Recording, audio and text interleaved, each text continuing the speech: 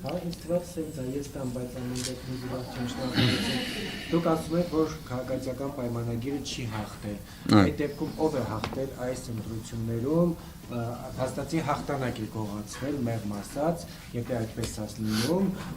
ԿՊ-ն չի հաղթել ըստ ձեր հայտարարության, բայց իրենք հայտարարում են, որ իրենք հաղթել են այս ընտրություններում եւ հաղթանակ է գողացվել։ Մենք հիշում ենք, որ հաղթանակ գողացվելու դեմ պետք է պայքար տեղի ունենար, դա հայտարարել է Ռոբերտ Քոչարյանը, ասելով, որ եթե մեր հաղթանակը գողանան, հեղափոխություն կստանան, դե փաստորեն արդեն ընտրություններից քանի օր անցել, մոտ 20 օր արդեն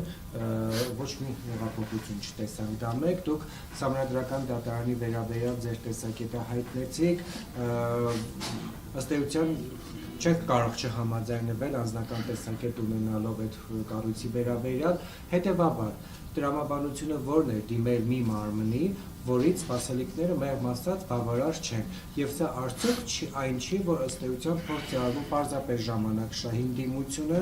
որպեսզի օրինակ փողոցային պայքար չսկսի, որովհետեւ մարդկանց մի խումբ կար, վստահ եմ դուք եւս տեսած կլինեք, հանրության մի հատ զգալի հատված այնուամենայնիվ ռադիկալ փոփոխությունների եւ գործողությունների անհրաժեշտություն էր տեսնում բուն ընտրությունների գիշերը, ընտրությունների արդյունքների նախնական հրապարակման առավոտը եւ ընդհանրապես ինչու եք դիմում մի կառույցի, որից սպասելիք չունեք։ Ընդհանրապես իրավական գործիքակազմի հետ կապված սա շատ հստակ եմ ուզում արձանագրել, դրա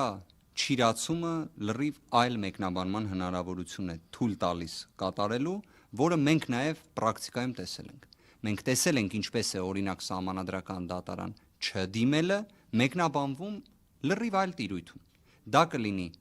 Հայաստանի Հանրապետության ներսում, թե հատկապես միջազգային ատյաններում։ Սահմանադրական դատարանի կազմի հետ կապված խնդիրները սա հանրային եւ նաեւ միջազգային բնույթի բացահայտված տվյալներ են։ Այսինքն այստեղ նույնիսկ իմ պնդումը, երբ ես կատարում եմ կազմի վերաբերյալ խնդիրների, խոչընդոտների, սա անհերքելի է, բայց դա արդյոք բավարար է, որ ընդհանրապես Սահմանադրական դատարանում չվիճարկվեն ընտրության արդյունքները, այսինքն նույն այդ տվյալները որպես փաստ չներկայացվեն, ես այդպես չեմ կարծում։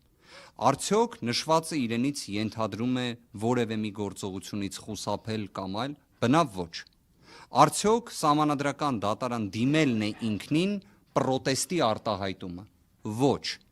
բայց դա անհրաժեշտ պայման է, կարծում եմ, այո։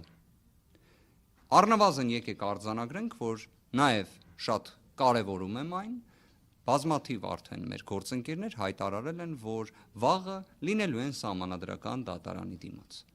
Արդյոք դա է լինելու այն բավարար երաշխիքը, որ օրինակ Սահմանադրական դատարանից մեր հայրենակիցները դրական ակնկալիք ունենան։ Ոչ,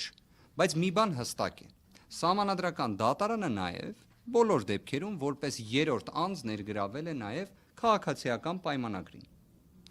Դուք հնարավորություն կունենաք եւ ես կարծում եմ նաև ինչպես միշտ զանգվածային լրատվության միջոցների գործունեությունը եւ առաքելությունը չափազանց կարեւոր է։